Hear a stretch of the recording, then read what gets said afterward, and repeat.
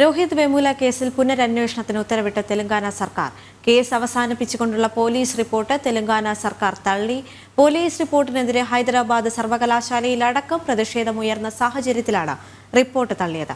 അതേസമയം കോടതിയിൽ ലഭിച്ച റിപ്പോർട്ട് തള്ളണമെന്ന് DGP കോടതിയിൽ അപേക്ഷ നൽകും. രാജ്യത്ത് ദളിത് വിഭാഗങ്ങൾക്ക് നേരെ അതിക്രമം നടക്കുന്നുവെന്നും അതിന്റെ പ്രതീകമാണ് രോഹിത് വെമുലയെന്നുമായിരുന്നു അർബൻ നക്സലുകളുടെ പ്രചരണം. കോൺഗ്രസും ഇടതു പാർട്ടികളും ഇത് ഏറ്റെടുത്തു.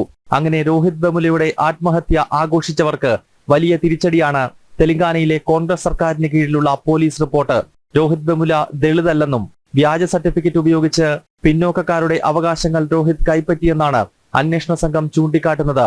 ഇത് പുറം ലോകം അറിയുമെന്ന ഘട്ടം വന്നപ്പോൾ ഭയം കൊണ്ട് ജീവിതം അവസാനിപ്പിച്ചുവെന്ന് അന്വേഷണ സംഘം വിലയിരുത്തുന്നു.